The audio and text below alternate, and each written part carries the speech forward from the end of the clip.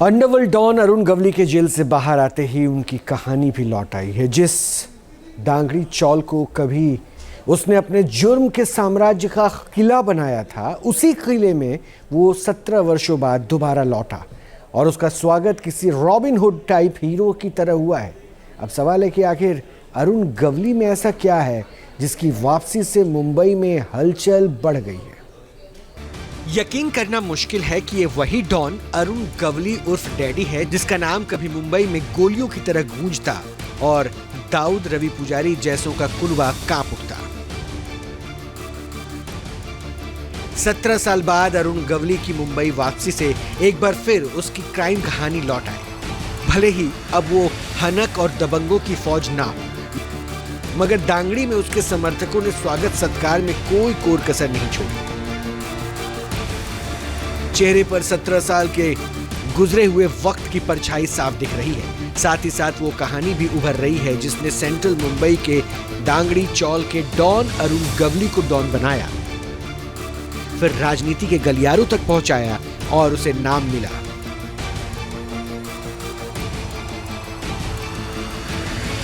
– 2017 में एक्टर अर्जुन रामपाल की film daddy I थी और फिर उसे नाम मिला अंडरवर्ल्ड का डैडी। उसमें अर्जुन रामपाल ने इसी अरुण गवली का किरदार निभाया। गवली का नाम महाराष्ट्र की अपराध और राजनीति की दुनिया में लंबे समय तक चर्चा में रहा। वो दाऊद इब्राहिम, छोटा राजन और रवि पुजारी जैसे कुख्यात अंडरवर्ल्ड डॉन से दुश्मनी मोलकर अपनी अलग जुर्म की सत्ता कायम कर चुका था और उसने मुंबई के दांगड़ी चौल को ही अपना किला बनाया, जहां 17 वर्षों बाद जेल से जमानत मिलने के बाद दांगड़ी में फिर वापस आया। अंडरवर्ल्ड डॉन अरुण गवली की आखिरकार 18 साल के बाद जमानत हो गई है। नागपुर के सेंट्रल जेल से अरुण गवली की रिहाई हुई है। रिहाई होते वक्त अरुण गवली जब एयरपोर्ट पहुंचे तो बड़े पैमाने के ऊपर पुलिस वहां मौजूद थी। एक साधारण मराठी परिवार से निकलकर अंडरवर्ल्ड डॉन बनने की कहानी किसी फिल्म की कहानी से कम नहीं है, जिसमें दांगड़ी चौल की अहम भूमिका है, जहां से उसने अपनी आपराधिक यात्रा शुरू की थी।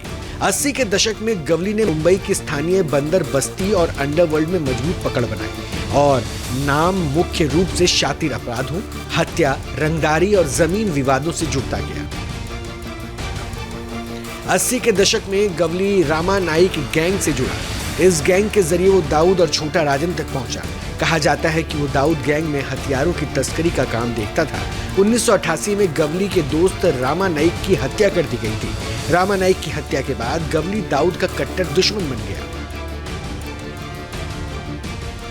और ये दुश्मनी सालों साल चलती रही। गैंग वॉर में लाशें बिछती रही और इस खूनी अदावत में 1992 में सबसे बड़ा मोड़ तब आया जब दाऊद इब्राहिम के बहनोई इब्राहिम पार्कर को मुंबई के होटल में गोलियों से भून डाला गया।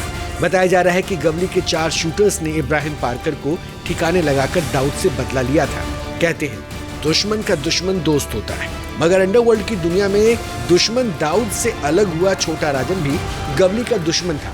लंबे वक्त तक वर्चस्व की जंग चलती रही।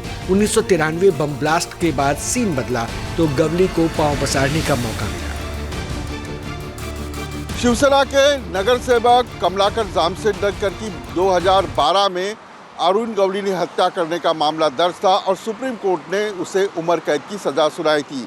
2004 में अरुण गवली ने मुंबई की एक सीट पर चुनाव भी लड़ा था, वो विधायक भी थे। अरुण गवली की रिहाई के बाद मुंबई के उनके घर पर भी पुलिस की नज़र बनी है और पुलिस के सभी अधिकारी अरुण गवली की हर करतूत पर नज़र रखेंगे। अरुण गवली फिर से पॉलिटिक्स में आते हैं या नहीं आते हैं, इस पर भी सबकी नज़र बनी है। दांगड़ी चौल के डॉन गवली ने गैंग को भी मजबूत किया और प्रॉपर्टी भी बनाई और इसी धन बल के दम पर वो राजनीति में एंट्री कर गया। 2004 में उसने अखिल भारतीय सेना नाम से पार्टी बनाई। मुंबई की चिंचपोकली विधानसभा सीट से विधायक बन गया, लेकिन 2008 में शिवसेना पार्षद हत्याकांड ने उसे अर्श से फर्श पर लाकर खड़ा कर दिया। 2012 में उसे उम्र कैद की सजा हुई और इसी मामले में अभी तक वो जेल के पीछे था। मुंबई से विलास अठावले के साथ टीम न्यूज़ नेशन। जहां भक्ति है हर शब्द में, कथाओं में छुपे हैं दिव्य रहस्य और ज्योतिष देता है जीवन को दिशा। धर्म से जुड़ी हर बातों को जानने के लिए हमारे चैनल स्तुति को सब्सक्राइब करें। चैनल पर जाने के लिए इस लिंक पर क्लिक करें।